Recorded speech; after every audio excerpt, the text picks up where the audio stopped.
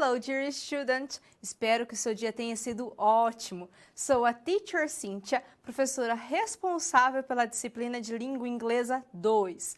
Estamos aqui na nossa segunda teleaula, que será sobre a nossa unidade 2 da apostila da nossa disciplina, intitulada Remembering the Past. Antes de iniciarmos os nossos questionamentos, sobre essa teleaula, eu quero lembrar a você sobre o nosso avaliar. Então, o nosso avaliar, que é a nossa avaliação institucional, é muito importante que você a responda. E ela vai ser aplicada aí até o dia 15 de novembro. Então, não se esqueça, é só acessar o seu AVA, ao seu ambiente virtual do aluno, e logo na página inicial você vai ter esse banner. Clica no banner e ele já vai abrir aí a nossa avaliação institucional. Não esqueça de respondê-la, porque a sua opinião é muito importante para nós, para nós sabermos o que você busca, o que você quer aí da nossa instituição. Então, não esqueça, o prazo é até dia 15 de novembro. Vamos iniciar a nossa teleaula com alguns questionamentos sobre a temática que será discutida hoje, ok? Então, vamos lá. Primeiramente, eu pergunto a você, qual a diferença entre o uso do Simple Past e do Past Continuous? O que são Stative Verbs e Dynamic Verbs? Então, são dois tipos de verbos diferentes. O que é cada um deles e qual a diferença? Existe diferença ou existe semelhança? Como fazemos questionamento utilizando as question words? Então, em inglês, nós temos aí as palavras que são direcionadas para perguntas, Como que nós devemos usar essas question words em inglês? Quais são as formas comparativas usadas em inglês? Então, como que a gente vai comparar duas coisas? Falar que algo é melhor que o outro, que é pior, entre outras comparações, Como que nós vamos construir essa estrutura em inglês? E, por fim, quando devemos utilizar os adjetivos terminados em ed e ing? Nós sabemos que em inglês aí existe uma série de adjetivos, claro, verbos, adjetivos. É importante sabermos, quando aplicar cada um deles. Por esse motivo, nessa teleaula, a gente vai aprender os tipos de verbos que podem ser usados com tempos verbais diferentes e adjetivos também. O que pode acontecer? Você, aluno, pode olhar o conteúdo e falar assim, nossa, mas teacher, esse conteúdo é tão difícil, mesmo assistindo a teleaula, eu queria praticar mais, para poder adquirir mais vocabulário, para não ter dúvida realmente no uso dessas estruturas dessa teleaula. Então, assim como eu indiquei no vídeo anterior, na teleaula 1, eu indico novamente para você os livros do English, do Grammar in Use. Então, nós temos aí vários livros dessa linha, não é um só. Então, ele começa no básico e vai até avançado. Então, o que você pode fazer? Você pode assistir as teleaulas, ler todo o material da disciplina, rever o material, realizar os exercícios que eu deixo para vocês e, no fim, praticar mais com esses livros de gramática. O Grammar in Use é um livro super indicado, principalmente para você que vai ser professor. Porque a gente fala assim, mas a professora está explicando a gramática, por que eu preciso saber tanto sobre gramática, sobre vocabulário?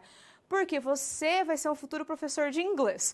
Como que você vai chegar na aula para tirar a dúvida dos seus alunos, que a gente sabe que existe dúvida de gramática, dúvida de vocabulário?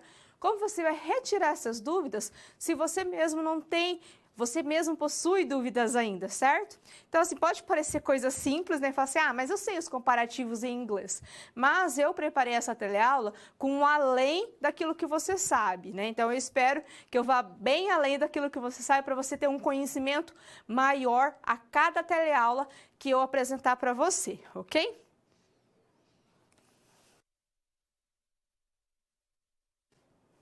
O nosso primeiro tópico é intitulado aí Past Simple.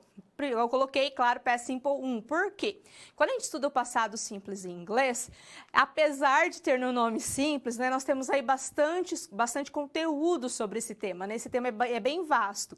Então, para não ficar explicando muita coisa, o que a teacher fez? Eu dividi em 2 blocos para a gente poder separar e para você não ficar confuso com tanta informação.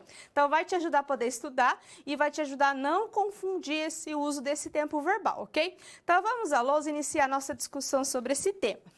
Então, primeiro, né, vamos lembrar para que serve, né? Porque você já viu no nosso material da disciplina o simple past ou past simple, tanto faz, ok? Não tem diferença a nomenclatura. Então, a gente pode falar simple past ou nós podemos falar past simple, no difference. Então, aqui nós temos uma review. O que eu estou falando nessa revisão para você? Então, aqui nesse slide é para que serve, que é quando usamos esse tempo verbal. Porque em inglês é importante saber quando se usa um tempo verbal, porque é bem diferente, alguns possuem umas características bem diferentes do português.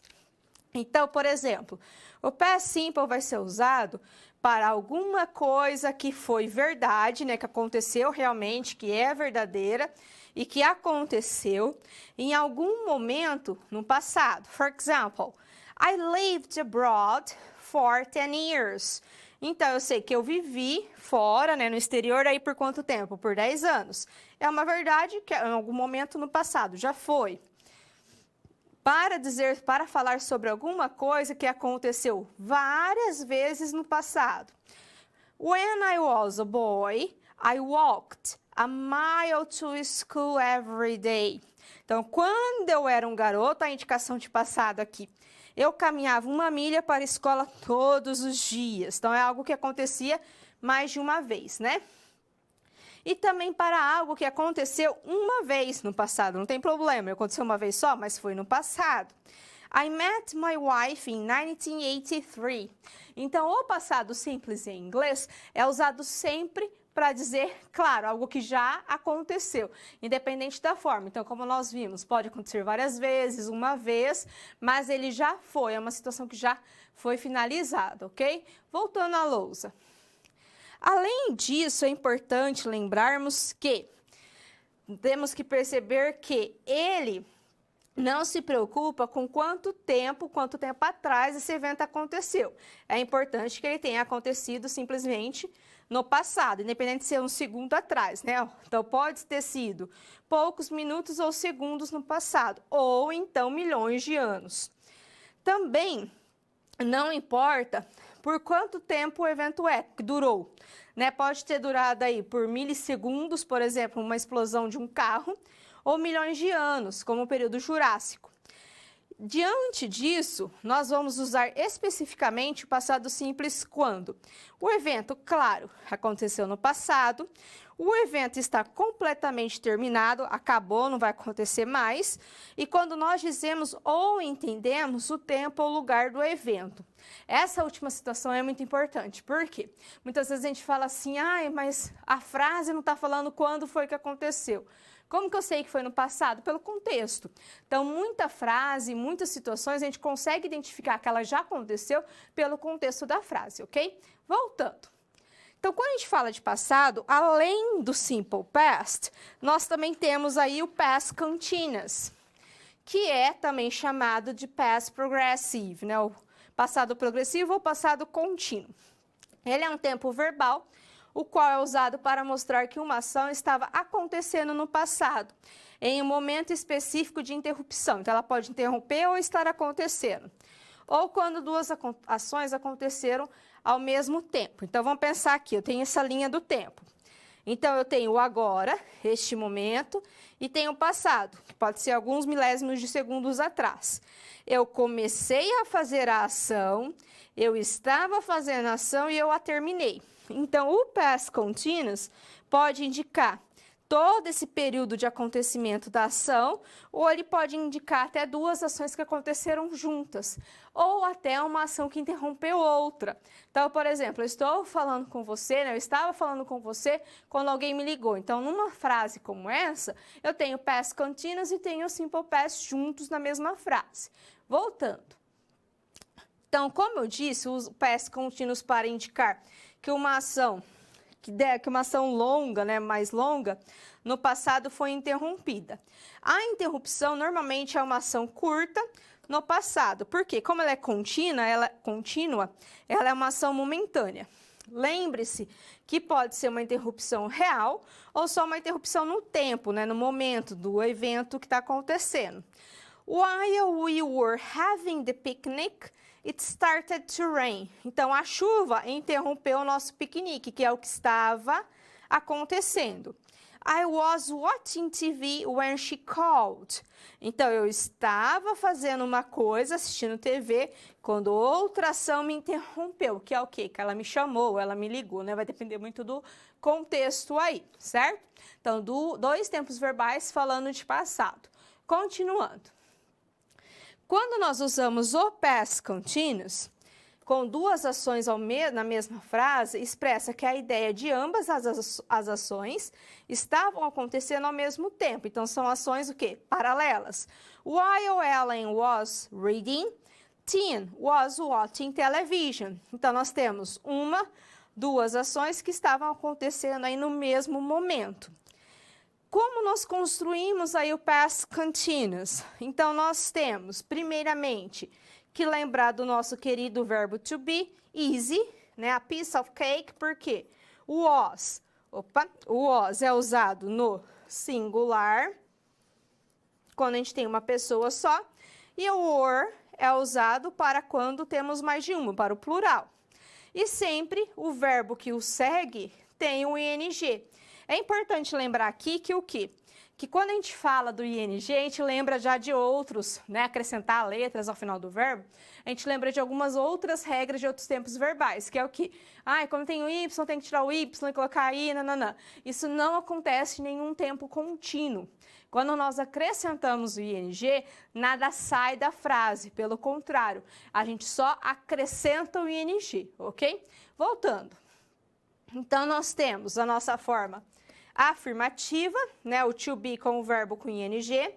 Temos nossa forma interrogativa, nossa pergunta, que acontece aquela inversão, né? O verbo to be vem antes do pronome. E temos a forma negativa, que é o quê? O acréscimo do not. Mas teacher, eu posso abreviar isso? Posso.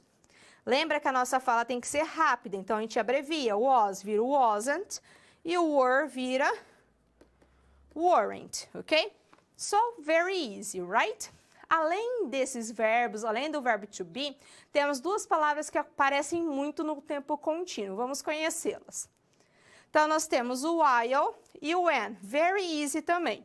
O when é mais usado, né, seguido de um verbo no simple past, porque ele significa quando.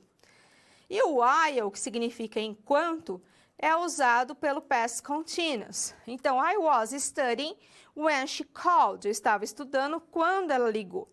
While I was studying, she called. Então, são duas palavras específicas dos dois tempos verbais. Por quê? Elas vão indicar a ação que vem a seguir.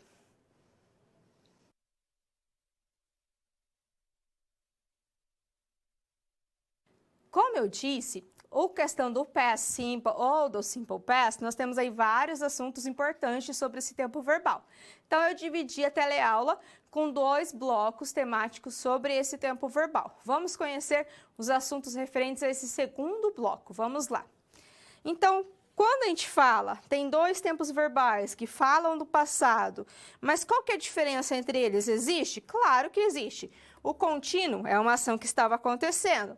O past simple é uma ação que já acabou. Então, tanto um quanto o outro vai nos ajudar a mostrar que as ações aconteceram no passado e estão, de certa forma, conectadas. Por quê? Uma estava acontecendo e a outra a interrompeu. So, for example, doctors were treating patients in temporary beds, and they were trying to do their best in a difficult situation. Então, aqui, por ser ações que estavam acontecendo, dá uma ideia que eu ainda não sei, né, o resultado. Será que aconteceu o quê, né, com esses pacientes? O que foi o resultado? Agora, quando eu uso o verbo no simple past, doctors treated patients in temporary beds and they tried to do their best in a difficult situation, dá uma ideia de que tudo já acabou, que eles fizeram isso e acabou a situação. Então, eles fizeram o seu melhor, já foi, não tem outra situação relacionada a essas ações. Então, quando eu falo no past continuous, dá uma ideia assim de que a ação não foi finalizada. Apesar de ser uma ação momentânea, eu ainda não sei o que aconteceu após aquele momento. E no simple past é uma ação que acabou, finalizou, não tem nada, ela não continua depois daquele momento, ok? Continuando. Então, além disso, né, eu quero te perguntar agora, neste momento, com essas duas frases, can you see a difference in the meaning of these two sentences? Então, tem duas frases. Você consegue ver a diferença? Pensa aí um pouquinho, ó. When the guests arrived, Jane was cooking dinner. Então, past continuous. When the guests arrived, Jane cooked dinner.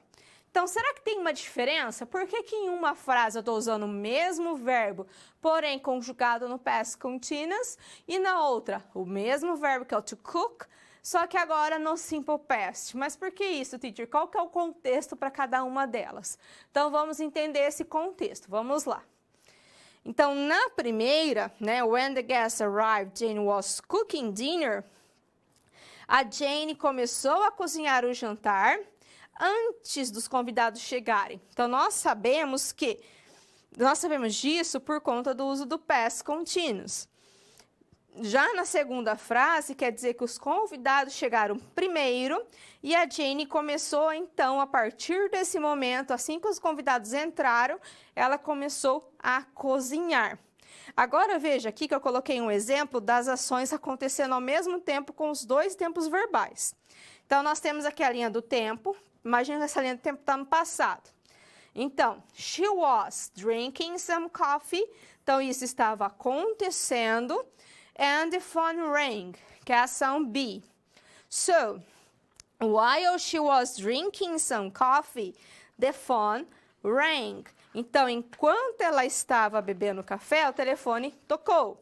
Então, enquanto estava acontecendo isso interrompeu. Ela teve que parar para atender o telefone. She was drinking some coffee when the phone rang. Então, quando o telefone tocou. Então, tá vendo aquele uso do while e do when para indicar quando o tempo verbal vai ser aí incluso na sentença? Então, nós estamos fazendo uma ação para outra vir interrompê-la, ok? Nós podemos fazer essa apresentação das ações pelo uso do when e do while, ok? Continuando.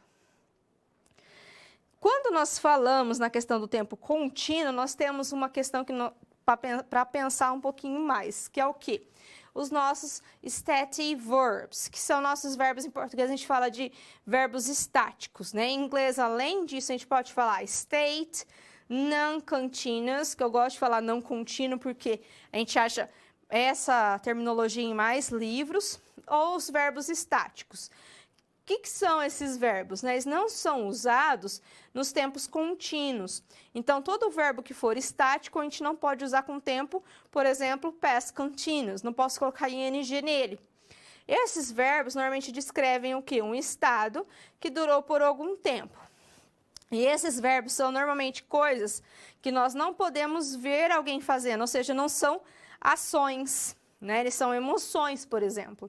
E todo verbo que não é estático é dynamic, é um verbo dinâmico. O que é um verbo dinâmico? Se o verbo estático não é ação, o verbo dinâmico vai se referir a verbos que indicam ações. Então, sempre que você vir um verbo estático, um static verb, você não vai poder colocar ing nele, somente num verbo de ação. Então, vamos conhecer os tipos desses verbos. Vamos lá. Então, os tipos dos verbos não contínuos ou static verbs são aí 3, de forma mais geral, que são os verbos abstratos, né? To be, to want, to cause, to seen.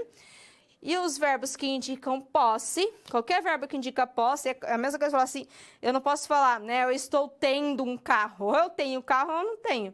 Eu não vou ficar falando eu estou tendo, então por isso que não tem ing no verbo. E temos os verbos de emoção. Por exemplo, to like, to love, to hate, né? Tudo que indica emoção. Teacher, se eu tiver esses verbos numa frase e é um tempo contínuo, como que eu vou fazer então? Simples. Você simplesmente não vai colocar ele no contínuo, você vai colocar ele na forma simples. Aqui está no simple present. He's needing help now. O correto é he needs help now. Se fosse no passado, he needed. É só colocar o verbo no passado. Então, é simples o uso. É importante o quê? Lembrar que eu não posso colocar em ing de nenhuma forma nesses verbos, ok? Mas, claro, assim como qualquer língua, nós temos as nossas exceções. Vamos lá conhecê-las. Então, o que que acontece? Alguns verbos, apesar de não poderem colocar ing, eles vão ser aplicados em algumas situações com ing, mas com mudança de sentido. Então, por exemplo, o be. Quando nós colocamos com ing, ele dá uma ideia de estar agindo, né? Se comportando daquela forma. Então, se eu falo assim, you are stupid, né? Você é estúpido. Eu estou falando que faz parte da sua personalidade. Agora, you are being stupid, é que nesse momento, agora você está sendo estúpido. Have. Quando ele é estático, ele indica a posse. Have a car. Quando ele é dinâmico, é a parte de uma expressão. Então, I'm having a party, a picnic. Mesma coisa falar, I am having dinner, I'm having lunch. Então, ele faz parte de uma expressão, não é mais o verbo sozinho, certo?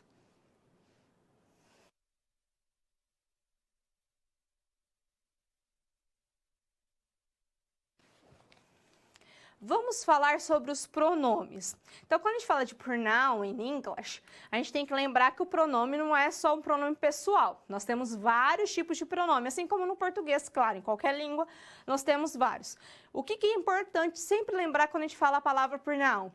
Que um pronoun substitui um nome. Então, um pronome existe para substituir um nome, para não ficar assim, por exemplo, Cynthia is talking. Cynthia is talking about English. Cynthia is watching TV. Olha quantas Cynthias apareceram na frase, né? Diferentes frases, mas na mesma situação.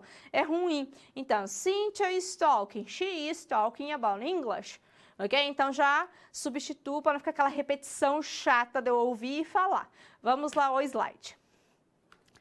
Então, como todos os pronomes, como eu disse, os pronomes interrogativos substituem, né, estão aí para substituir um substantivo. Os substantivos que ele substitui são chamados de antecedentes. É importante você lembrar essa palavra, porque isso daqui é bem cobrado, né? Você lembrar que um pronome substitui um antecedente. O que é um antecedente? São, no caso dos pronomes interrogativos, aquilo que vai responder o meu questionamento, né? Você vai encontrar os pronomes interrogativos em frases como essa. Aqui a gente vai ver o pronome interrogativo e o antecedente, ó. Who's calling, né? Who is calling? Quem, né? Então, aqui nós temos o pronome interrogativo quem. Quem está ligando? Quem está ligando? Qual que é o antecedente? A minha resposta é a Linda. Linda is calling. O who substitui Linda, que é o sujeito. Então, um pronome em inglês é feito para substituir um sujeito. E quais são os pronomes interrogativos em inglês? Então, aqui nós temos uma lista. Então, tem que lembrar que eles substituem, né, eles representam aquilo que eu não sei. Se eles são interrogativos, eles estão ali para interrogar e conseguir essa resposta que eu não sei. Então, nós temos which. Which dish should I choose? Ele indica o quê? Choice or alternative. How do I stop the baby crying? Né? Como? Indica way, manner and form. When can I go on vacation? Né? Quando? Quando eu posso ir, né, sair de férias? Indica time, occasion or moment. Why are you angry? Né? Por que você está bravo? Reason, explanation. Então, eu quero uma razão para isso, eu quero uma explicação, é isso que eu estou buscando. What is making that sound? Né? O que está fazendo esse som? Specific thing, object, é isso que eu estou buscando. Who's calling? Quem? Então, eu estou buscando uma pessoa como resposta. Where should I go? Né? Onde eu devo ir? Eu estou buscando a position, a place, estou indicando buscando uma posição, um lugar. Então, cada pronome interrogativo tem o intuito de buscar uma resposta específica para mim. Então, é aquilo que eu não sei. Eu não tenho essa informação e eu preciso dela de alguma maneira. E para isso, eu vou usar um pronome interrogativo para buscar essa resposta. Dois desses pronomes interrogativos costumam causar, vou dizer, uma confusão, mas normalmente uma troca na fala, né, ou até na escrita, que são os pronomes interrogativos which and what.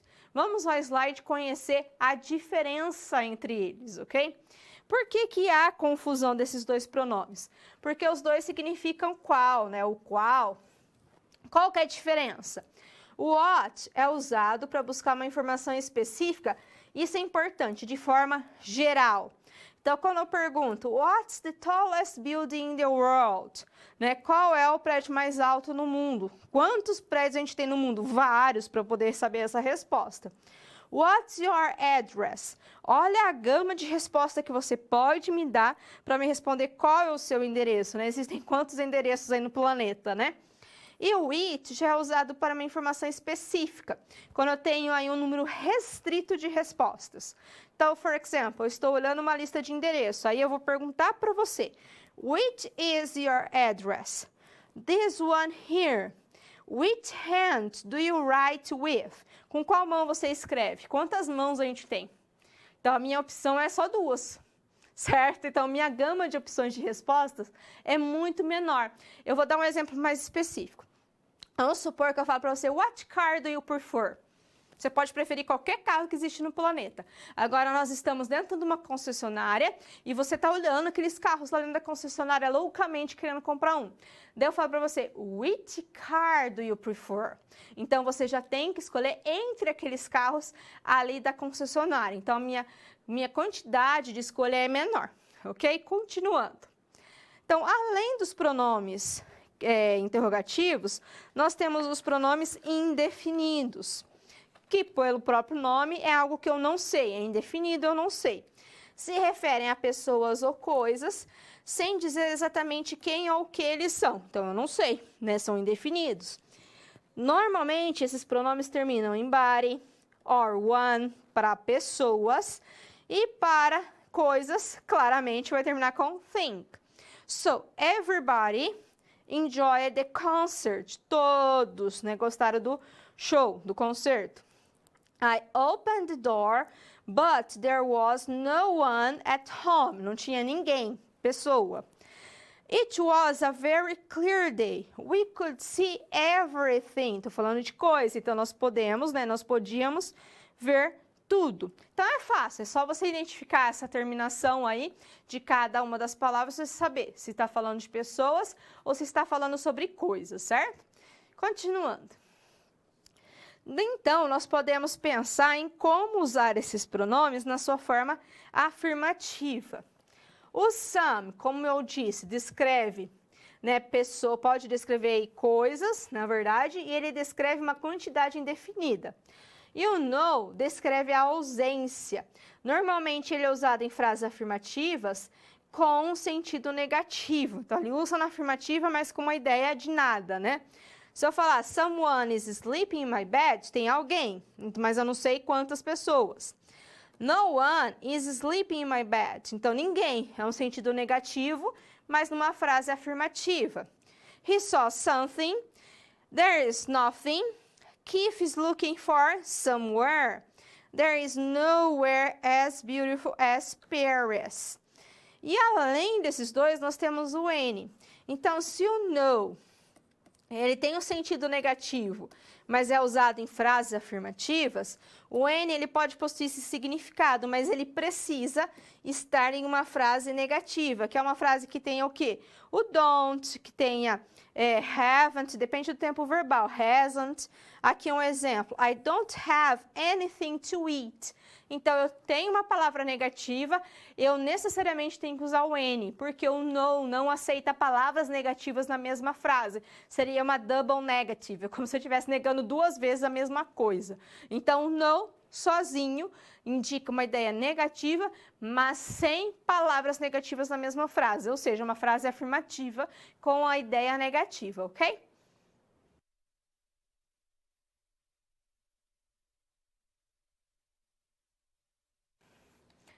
Já que estamos falando dos dois tempos verbais, né, do simple past e do past continuous, vamos aplicar esse conhecimento agora em uma questão retirada do ENAD. Vamos lá. Então, aqui nós temos um texto, se estiver assim, às vezes você não consegue ler na tela, eu coloquei ele como uma folha complementar no seu material do aluno. Então, você pode pegar aí dentro do seu ambiente do aluno, tem uma folhinha assim bonitinha para você conseguir ler, dar zoom quando você quiser, para você ler melhor e me acompanhar agora nessa atividade. Então, vamos lá. Então, esse texto foi retirado do ENAD de 2017, certo? Só que enquanto você lê, eu vou dar aí uns 2 minutos para você ler o texto, eu quero que você pense, né, se nesse texto ele apresenta aí situações que estavam acontecendo ao mesmo tempo no passado, se possui ações que aconteceram no passado e acabaram, se ele possui ações que interromperam o que já estava acontecendo. Então, eu vou dar 1 minuto para você realizar essa leitura, prestar atenção, claro, no seu conteúdo em si, né, o que o texto está falando como um todo, e também prestar atenção nos verbos que estão no Simple Past e no Past Continuous, ok? Então, 2 minutos aí para você poder realizar essa leitura. Vamos lá.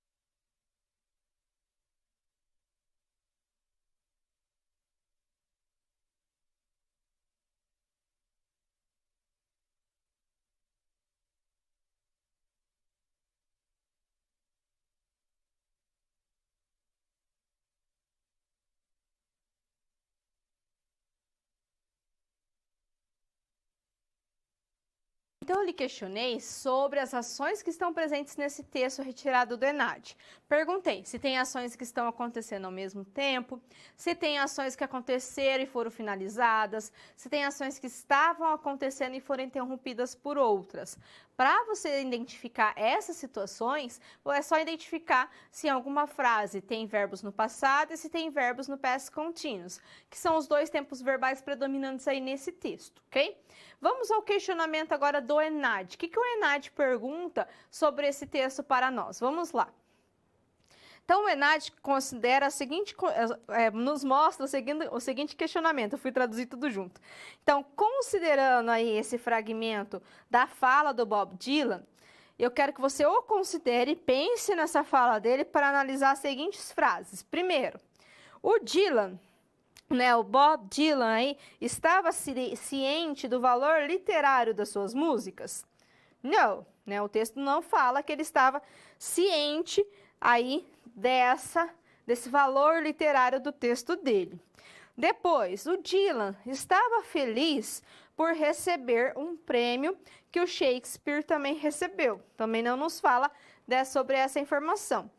The Nobel Prize Award, então o prêmio Nobel, significa, né, meant that, significou aí no caso, que a academia sueca compreendeu, ou na verdade assim, teve, né, aceitou que a música dele também tem um valor literário. Sim. E, por fim, o reconhecimento desse valor literário das músicas do Bob Dylan reforça a importância para nós de usar as músicas e outras mídias como ferramenta para o ensino de língua inglesa. Ou seja, as corretas são a 3 e a 4. É importante a gente falar sobre essa última, eu trouxe até essa questão por conta dessa última afirmação, né? Que é importante, como futuros professores, a gente está aprendendo a língua inglesa, mas saber que a música em si é uma ferramenta perfeita para se levar para a sala de aula e até para nós aprendermos melhor, porque através de uma música nós podemos ter acesso a vocabulário novo, a estruturas gramaticais, a pronúncias diferenciadas e até praticar a nossa fala, porque eu posso ouvir uma frase, uma palavra nova e achar interessante e usar o meu celular para fazer a gravação dessa fala e depois me escutar. Então, essa é uma ótima prática para você que vai ser um futuro professor de inglês. Sempre que você escutar uma estrutura nova, escutar uma palavra nova, grave no celular e escute, né? Veja o quão próximo daquela pronúncia que você ouviu você está. Lembra também que o nosso inglês não precisa ser falado igual a gente escuta, a pessoa tem que nos compreender, isso é outra coisa importante, tanto que uma música não tem a pronúncia, que vamos dizer assim, padrão, não, a pronúncia é diferenciada na música também.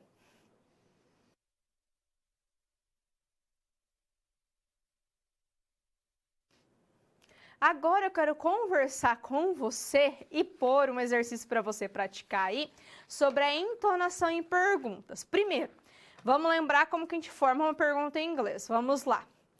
Então, em inglês, a gente sabe aí que a estrutura de uma forma interrogativa possui, que a gente acabou de ver o quê? Uma question word, que é o what, who, how, when, etc. Então, começamos, né, com a question word, for example, when. Depois nós temos o verbo auxiliar ou então o verbo to be, o sujeito e o verbo principal. Daí eu te questiono sobre uma coisa. Em português, quando a gente faz uma pergunta, a gente sempre deixa para fazer a entonação lá no final, para mostrar que a gente está fazendo uma pergunta, não é assim? Qual o seu nome? Né? Onde você mora? Então, a última palavra sempre é mais forte, para mostrar que o ponto de interrogação está lá. Mas em inglês é o inverso. Vamos ver isso. Então, em inglês, a minha entonação, ela cai no final da pergunta. It's a falling intonation. So, what's your last name? Então, eu começo aqui com a entonação mais alta e vou descendo. Então, start, no finish, a gente está com a entonação lá embaixo, né? Então, what's your name? Who are you? Né? Então, normalmente a gente vai sempre descendo aí no final dessas questões, ok? Mas por que eu estou explicando isso? O que eu quero nessa interação com você? Vamos lá que eu vou te colocar para praticar um pouco sobre isso. Vamos lá. Então, sabendo que a entonação nossa desce numa pergunta, eu quero que você elabore perguntas para as respostas que eu vou projetar a seguir e quero que você grave a leitura dessas perguntas no seu celular usando essa entonação correta. Lembrando que a entonação tem que cair no final. Quais são as frases, teacher? Essas são as frases. Então, his second name is Elliot. His birthday is in May. He is American. He lives in Palo Alto, California. He is 33 years old. Então, o que você vai fazer? Eu não vou te dar, por enquanto, as perguntas. Você vai criar uma pergunta para cada resposta. Vai pegar o seu aparelho celular, que eu sei que está aí do seu lado. Vai ligar o gravador e vai gravar essas perguntas, fazendo com que a entonação alta seja no começo da pergunta e ao final da pergunta ela desça, ok? Já eu volto para te mostrar a pergunta corretamente. Então, vai lá e faça a sua gravação.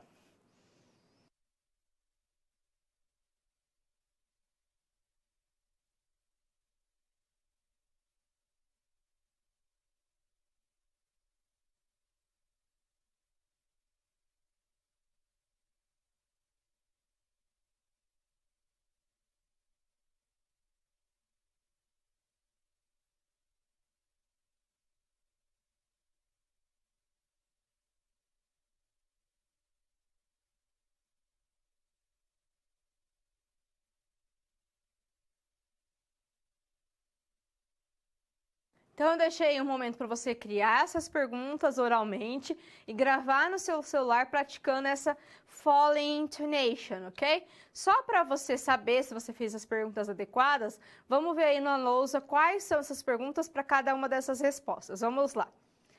Então, se eu tenho a resposta, his second name is Elliot, a pergunta é, what's his second name? His birthday is in May. When is his birthday? He is American. What's his nationality? He lives in Palo Alto, California. Where does he live? He is 33 years old. How old is he? Então, como você pode observar, a entonação cai no final da pergunta. É importante você saber essa questão de entonação em inglês, porque a pessoa que te escuta, independente do país que ela vai prestar muita atenção. Tanto que, assim, a gente vê muita gente, pessoas falarem que o brasileiro fala cantando. Eu já acho o inverso, que o inglês é falado cantando por causa dessa intonation que vai variando na frase. Então, só lembre-se que é diferente do português. Mas, teacher, vai ter perguntas que a entonação sobe? Pode ter perguntas que sobem, mas em sua grande maioria, it's a falling intonation, ok?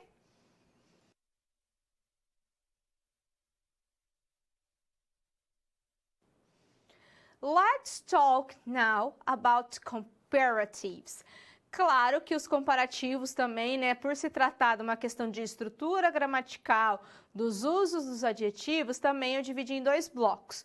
Então, nesse primeiro bloco, vamos discutir, claro, a structure, né, a estrutura aí dos comparatives. Vamos lá. Então, o que é, né? O que é um comparativo em inglês? Então, os adjetivos comparativos são usados para comparar, né, as diferenças entre, isso é muito importante, 2 objetos.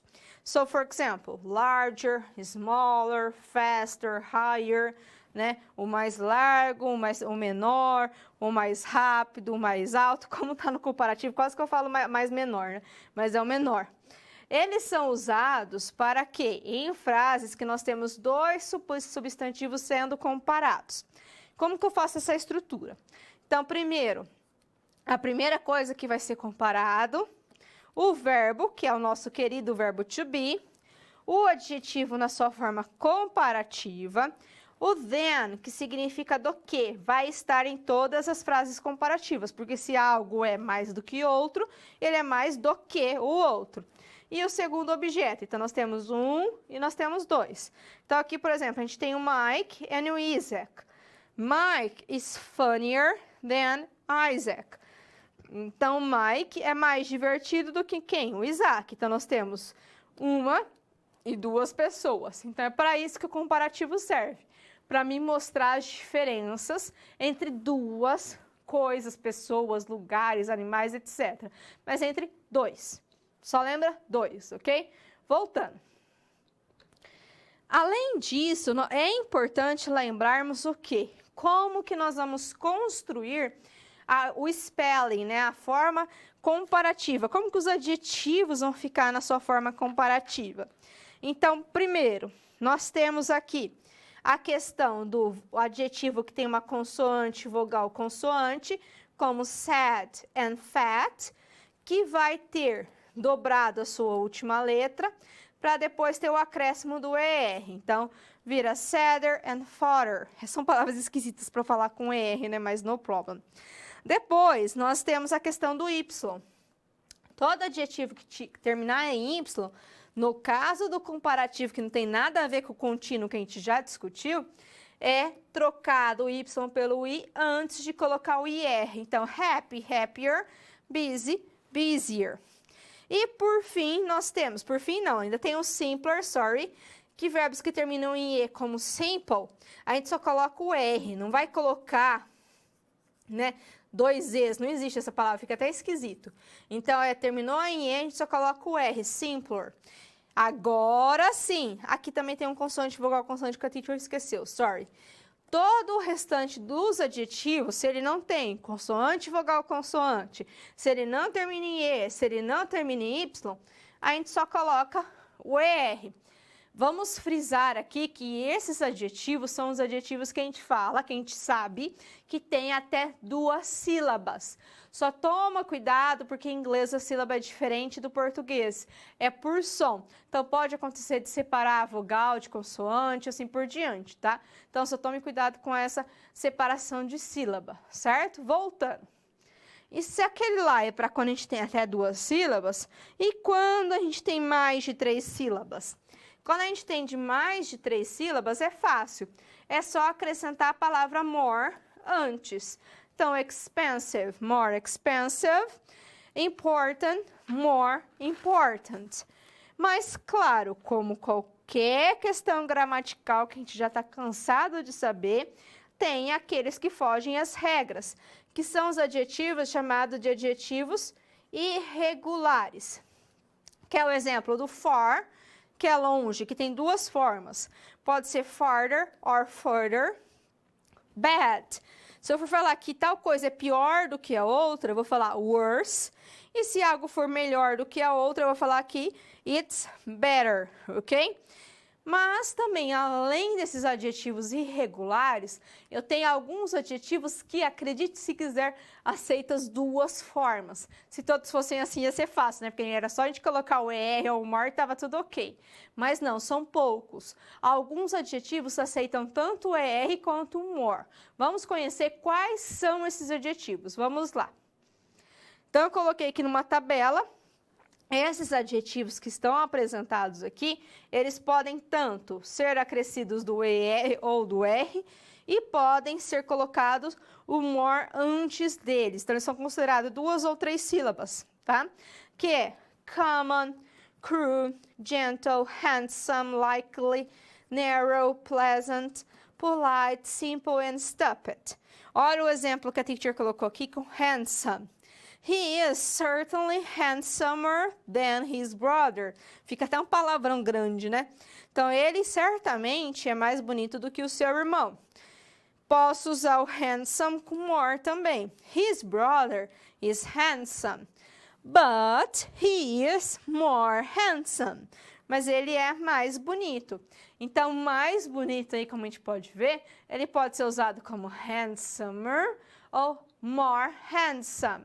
Fica assim, eu acho mais fácil para falar more handsome, porque parece que quando a gente coloca o R no final, no caso, porque eu já terminei E, fica uma palavra muito gigantesca para se falar, né? Por isso que tem a regra do até 2 sílabas e do mais, para não ficar essa coisa ruim de se pronunciar, certo?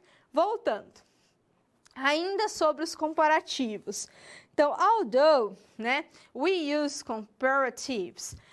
Quando nós estamos aí falando, tem que ler tudo em inglês, estou ajudando, sobre 2 coisas, não 3 ou mais. Então, apesar, né, de nós usarmos aí, quando nós temos 2 coisas ou mais, nós podemos também falar quando nós temos um grupo. É importante sempre eu ter o 1 e sempre ter o 2.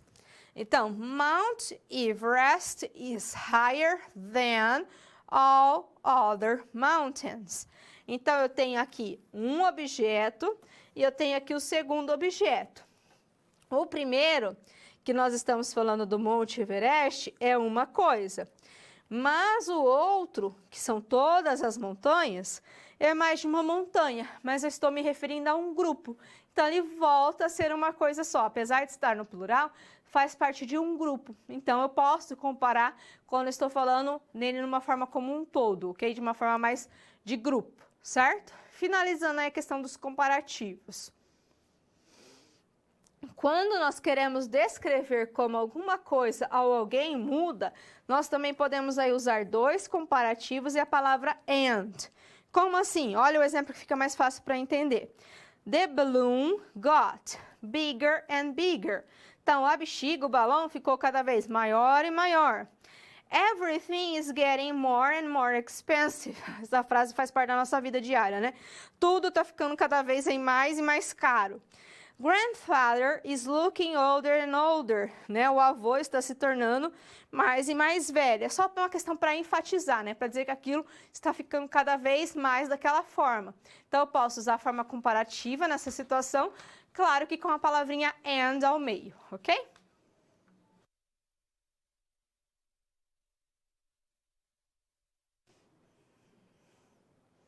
Os comparativos, além dessas estruturas que nós já discutimos nessa teleaula, nós temos também estruturas diferenciadas que não deixam de fazer parte dos comparativos.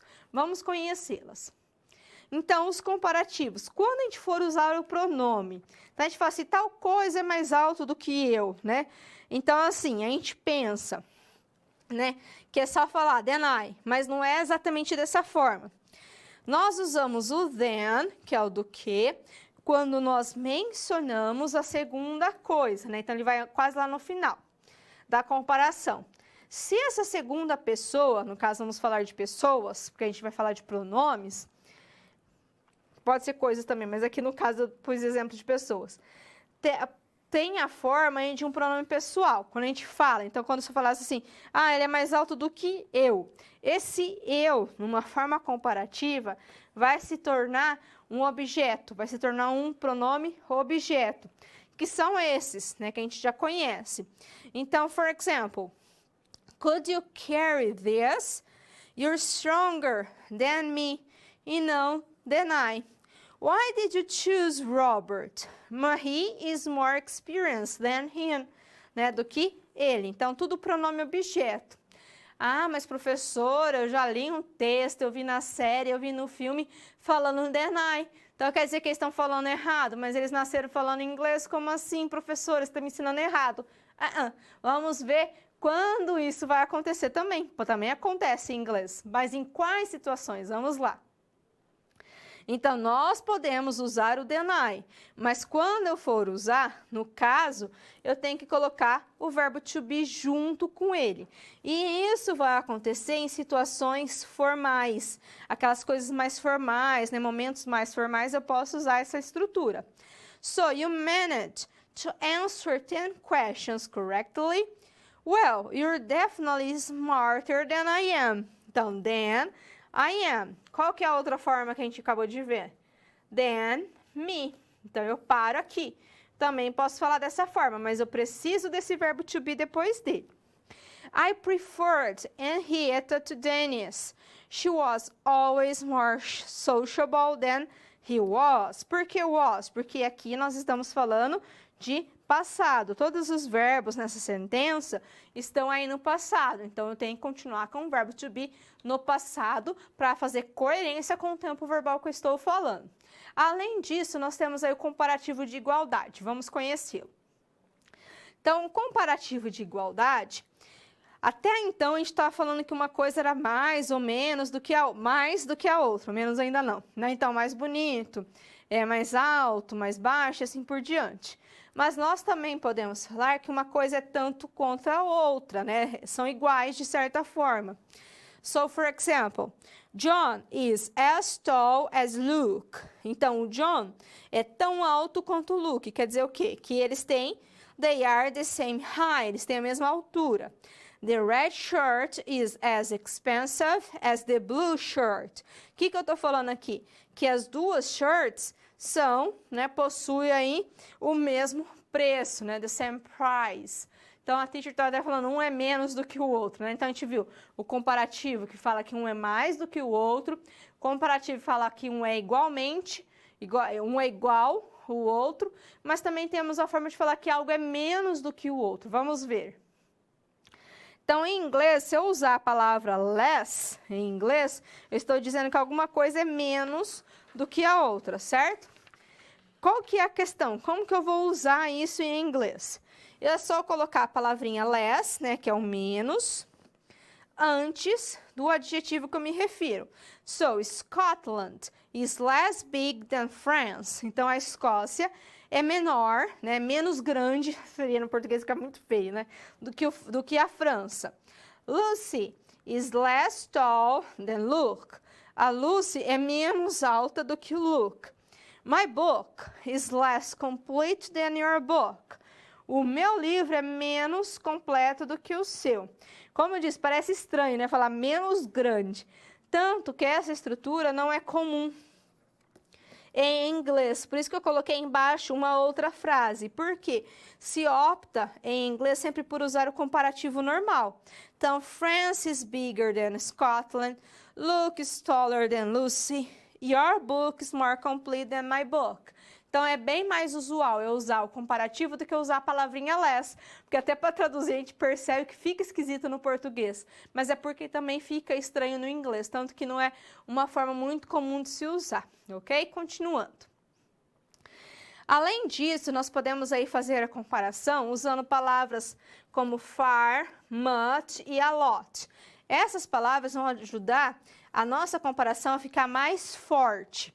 Mas também podemos fazer com que elas fiquem menos fortes, aí usando little and a bit, que são poucos, né? Então, your book is much more, o much vem antes daquela formação do adjetivo comparativo. Então, your book is much more complete than my book. Amanda is a lot younger than Julie. Então, Amanda é muito mais jovem do que a Julie. This exercise is a little more difficult than that exercise. Então, esse exercício é bem menos difícil do que aquele outro exercício. She feels a bit more confident now that she's given her first public performance. Então, ela se sente um pouco menos confiante agora do que ela se sentiu quando ela fez a sua primeira apresentação aí em público, ok? Então, essas palavras ajudam a frase a ter uma questão, né, assim, uma indicação mais forte, uma indicação menos forte, ok? E por fim, vamos lá. Quanto aos nossos comparativos, nós também podemos aí usar o the e o comparativo, a forma do seu adjetivo, que é quando, se uma pessoa ou as coisas ganham mais de uma qualidade em particular, e isso causa um aumento paralelo na outra coisa. Como assim, teacher? Que confusão. Vamos lá no exemplo, ó. The colder it is, the hungrier I get. Então, quanto mais frio fica, com mais fome eu fico. Então, assim, quanto mais, né, frio o clima fica, com mais fome eu fico também. Então, eu estou dizendo que quanto mais uma coisa acontece, mais a outra vai acontecer em consequência aquilo, tá? Então, essa é uma outra formação aí dos comparativos em English, right?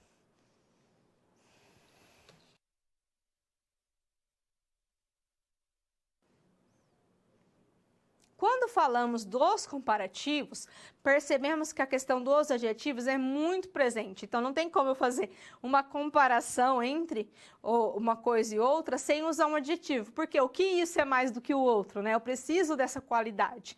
Mas em inglês, nós temos também diferentes formas de usar os adjetivos. Vamos conhecer aí essas formas dos adjetivos em inglês. Vamos à lousa. Então, nós temos aqui a questão dos verbos terminados em ed e dos verbos terminados em ing. Então, quando um adjetivo, primeiramente, termina em ing, é porque ele é usado para descrever o quê?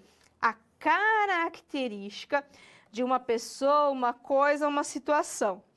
Então, por exemplo, these books are boring. A gente conclui isso pela cara da pessoa aqui, né? Cara de entediada.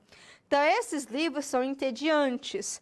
Então, these books are boring. Eu estou falando que esses objetos aqui, eles são dessa forma. Então, essa é a questão. Então, se eu for falar que algo é daquela forma, eu tenho que usar o adjetivo em ing. Mas quando aquele objeto causa, no caso aqui, o tédio em mim, eu vou usar o adjetivo de outra forma. Vamos lá. Então, quando o adjetivo já termina em ed, é porque ele está descrevendo um sentimento, é aquilo que eu me sinto diante de tal situação, né? Ou uma emoção. É usado para descrever uma coisa temporária, desde que, since only people, claro, como somente pessoas e alguns animais possuem sentimentos, os adjetivos com ed não podem ser usados para descrever objetos ou coisas. Então, você nunca vai ver eu falando these books are bored. Como que o livro vai ficar entediado se ele é um objeto? Ele não tem sentimento. Então, os books, these books are boring. Os books são entediantes, mas no caso, ele is bored, né? A emoção dele naquele momento, ele está se sentindo entediado. Então, he is bored. Então, essa é a diferença dos adjetivos com ing e com ed. Então, quando a gente pensa, eu tentei falar dessa questão da emoção, porque fica mais fácil para você não confundir o uso do adjetivo com ed e com ing. Então, é só lembrar, objeto não tem sentimento. Então, ele não vai existir um objeto que vai possuir um adjetivo com ed. Ele vai possuir um adjetivo com ing, porque ele causa aquele efeito em alguém. Tá? Pensa dessa forma, na minha opinião, it's more easy, ok? It's easier, sorry. Voltando ao slide. Então, nós temos aqui alguns exemplos. Então, eu coloquei alguns exemplos para ficar um pouco mais claro, né? Você não vai ver, não é comum ver frases dessa forma, mas aqui é mais para enfatizar o uso dos adjetivos para você ter como exemplo. I was shocked by how shocking the accident was last night. Então, aqui, como eu me senti? Né? Como eu me senti? Então, eu me senti shocked. Né? Como que o acidente foi? O que o acidente causou? né? Como foi o acidente? O acidente foi shocking, tá? Então, isso a gente está falando de situações. They were frightened by the frightening roller coaster ride. Então, eles ficaram assustados por conta do passeio assustador da montanha-russa. I am annoyed by how annoying that person is in front of us is.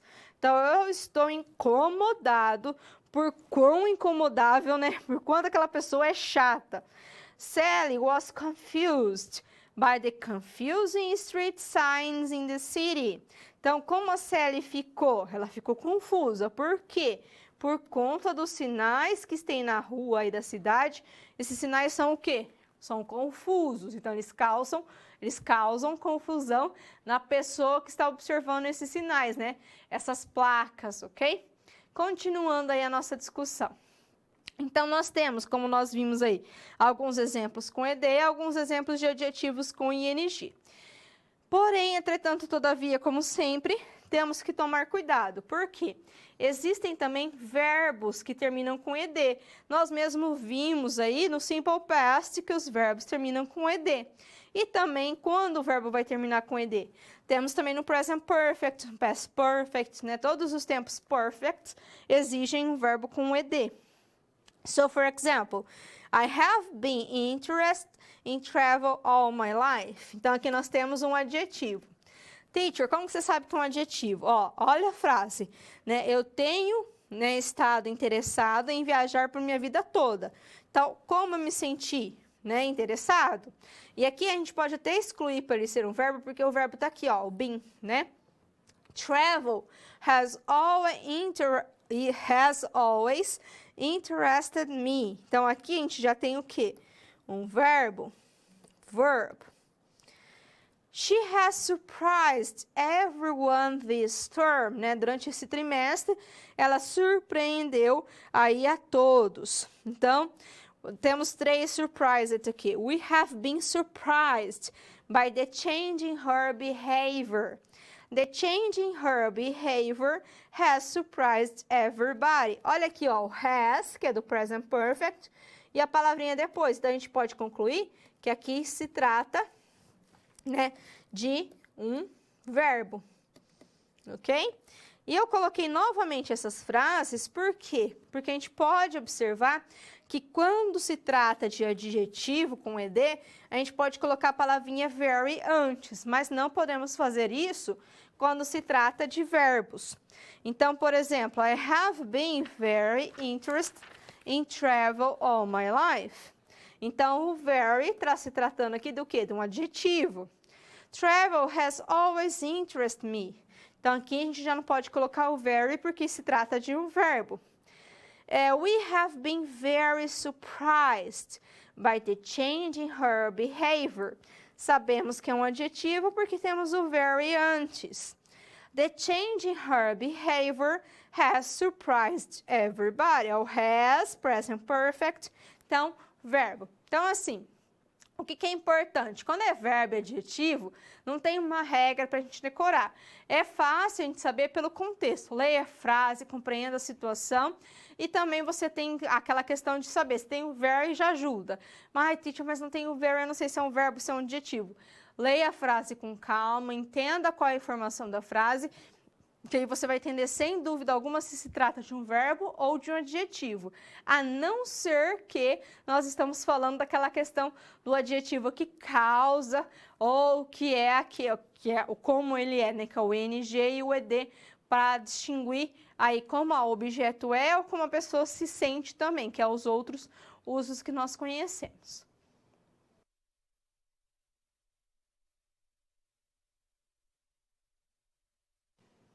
Falando de adjetivos que terminam em ed e ing, eu trouxe um exercício para a gente colocar isso em prática. Vamos lá. Então, você é um professor, vamos aí pensar que você já é, né, um professor de língua inglesa do 7º ano do ensino fundamental. Um dos seus alunos lhe questiona sobre a diferença entre as sentenças apresentadas a seguir.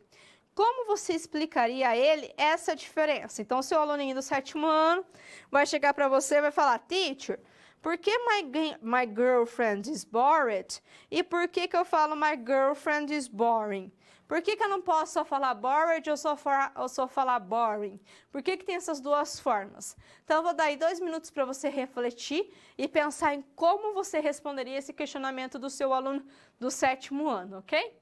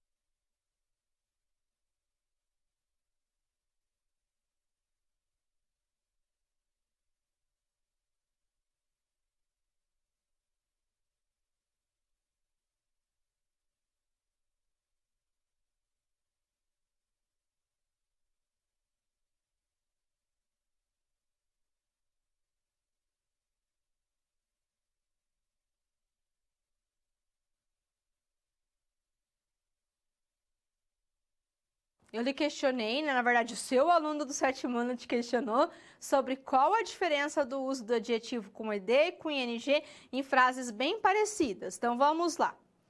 Então, a primeira frase que seu aluno te apresentou é My girlfriend is bored e a segunda é My girlfriend is boring. Teacher, por que são diferentes essas frases?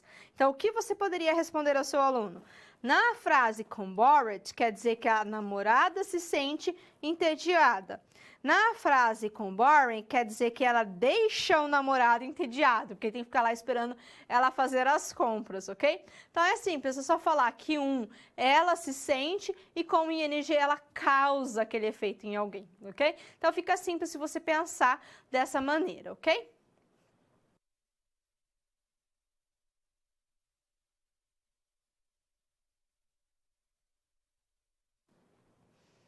Falamos sobre música, né, sobre os comparatives nessa teleaula. Então agora eu quero que você coloque em prática o seu conhecimento por meio da música. Agora você vai escutar uma musiquinha para relaxar e para aprender inglês também. Então vamos à lousa. Eu trouxe aqui o link, se você está com o seu celular em mãos, é só abrir a câmera do celular, que os celulares mais modernos já têm essa função, de você tirar a foto do QR Code e ele ir direto ao link, né, ao site que você precisa. Caso você não queira ou caso o seu celular não possua essa função, você pode digitar aqui esse link também, ok? Então, digitando o link ou acessando pelo QR Code, você vai ter acesso à música da Christina Aguilera, chamada Fire, de 2002. E esse site é muito legal. Eu adoro usar ele em sala de aula, eu adoro usar ele para aprender. Até hoje eu vou lá, de vez em quando, eu falo assim, eu vou estudar um pouquinho do inglês para pôr em prática, para escutar meu ouvido, né? Para colocar meu ouvido aí mais, prestar mais atenção na pronúncia. Então eu gosto muito desse site. Passo para minha filha, para meus alunos sempre. Então, você pode passar para os seus alunos aí no seu estágio, nas suas futuras aulas depois da formação, e você pode usar para a sua prática. Vamos lá, como que funciona o site? Então, você entra no site, o site se chama Lyrics Training, tá? É um site, como eu disse, que eu sou apaixonada por ele, adoro, que trabalhar a música é um dos melhores. Entrou naquele link pelo QR Code ou pelo link, a primeira tela que você vai ter vai ser essa. Você vai press here to start the game. Então, você clica aí para começar o jogo. Clicou, ele vai pedir para você criar uma conta ou você não precisa criar conta. Você pode entrar aí e clicar no Maybe Later, ok? Talvez mais tarde. Então, você pode fazer minha atividade agora, sem precisar fazer a sua conta, porque senão vai perder muito tempo, ok? Nós não temos esse tempo agora, porque eu quero que você coloque em prática. Clicou Maybe Later. Aparece essa tela. Para você assistir o vídeo, segue minha flechinha vermelha, clica no Play. Aqui em cima vai ter o seu score. Então, você tem 25 espaços para preencher, Eu que criei isso, eu peguei a música e elaborei a atividade, ok? Como que você vai fazer a atividade? Então, aqui embaixo vai aparecer a letra, que aparece o clipe, e embaixo aparece a letra da música.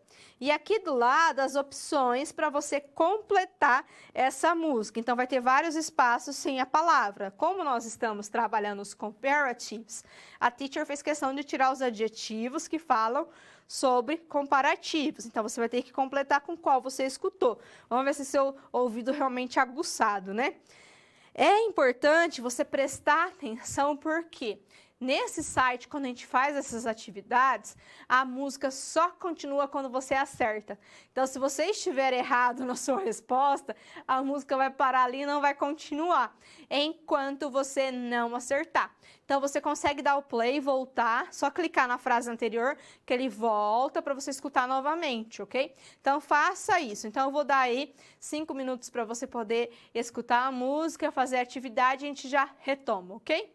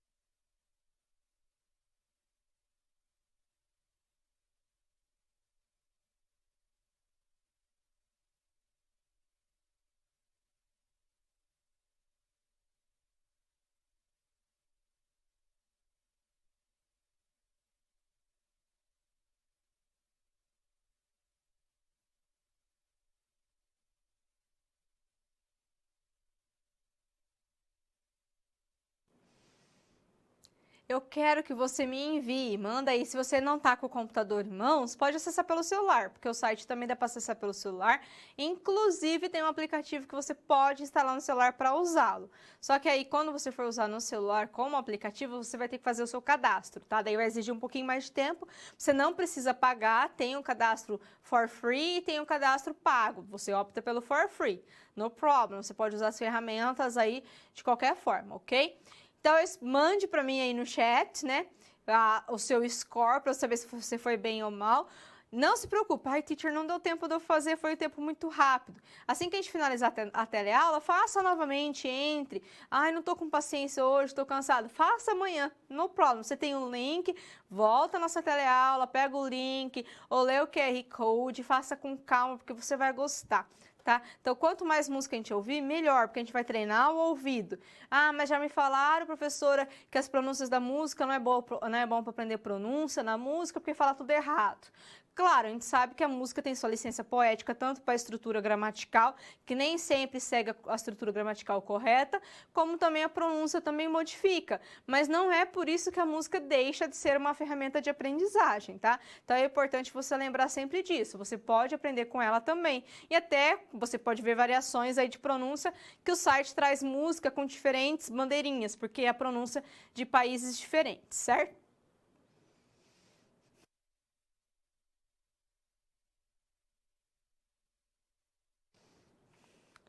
Vamos então finalizar a nossa teleaula revendo os conteúdos que foram discutidos nela e vendo a sua importância diante da nossa língua inglesa, ok? Então vamos lá. O past simple indica ações finalizadas que se acabaram no passado, enquanto o past continuous indica ações que estavam ocorrendo em algum momento no passado. Então, estava acontecendo por um período. Lembrando, né, que a ação no simple past, ela pode interromper uma ação que estava sendo descrita no past continuous. Assim como nós podemos ter aí duas ações acontecendo ao mesmo tempo no passado, sendo ambas as ações indicadas pelo past continuous. Sempre lembrando, tratamos daqui do passado. As question words nos ajudam a conseguir as informações que nós desejamos. Então, se eu faço um questionamento usando uma question word, é porque aquela informação me falta, eu não tenho essa informação e não sei aí o que falar, né? Não sei o que falar. Então, eu preciso dessa informação para poder continuar o meu diálogo. Então, eu vou perguntar usando uma question word. Utilizamos os comparativos para comparar duas coisas, pessoas ou lugares. Comparativo sempre vai ser dois. Lembra? Não é dois, pode ser grupos também, mas sempre dois, um na ponta e outro na outra ponta da minha estrutura aí comparativa. Além de verbos terminados em ed e ing, temos também adjetivos com essas terminações. Então, por isso nós temos que tomar aí cuidado quando nós encontramos, né, uma palavra com ing ou com ed para não confundirmos, né? Ai, teacher, mas é tão difícil de saber se é um verbo, se é um adjetivo.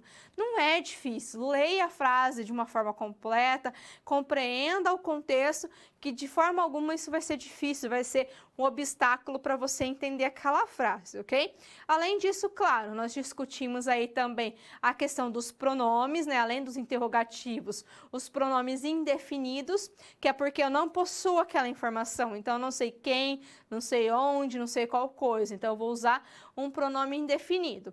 E outro ponto muito importante para os tempos verbais estudados nessa teleaula é a questão dos verbos não contínuos, né, os verbos estáticos e os verbos dinâmicos. Não esquecer que verbos estáticos não podem ser descritos, utilizados com ing, enquanto os verbos dinâmicos sim. Por quê? Um verbo dinâmico é uma ação. Então, uma ação pode estar acontecendo, né? I was running, mas eu não posso falar I was having a car. Eu estava tendo um carro, como assim, né? Ou eu tenho carro ou eu não tenho carro, certo? Lembrando que tem também alguns verbos que são, né, estáticos, são static verbs, mas que podem se tornar dinâmicos no caso do have, quando a sua construção faz parte de uma expressão. Então, por exemplo, I am having dinner, né? Não quer dizer que eu estou tendo jantar, muito pelo contrário. Ele é o verbo jantando, né? Eu estou jantando. I am having a picnic. Eu estou tendo piquenique, para trazer assim, porque a gente não tem o verbo pinicando, né, em inglês, piniquicando, enfim. A gente não tem como transformar a palavra piquenique em um verbo em português, né, para resumir.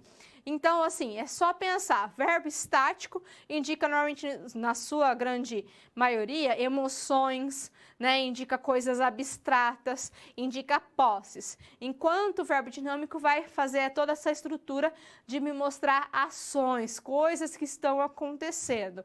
E lembre-se também que a forma comparativa não é só comparar as coisas, né? Então, a gente pode usá-la em outras situações, né? Quando algo é repetitivo, quando algo vai aumentando e vai melhorando. Ok? Agradeço demais a sua participação nessa aula e nos encontramos na nossa próxima teleaula. Muito obrigada!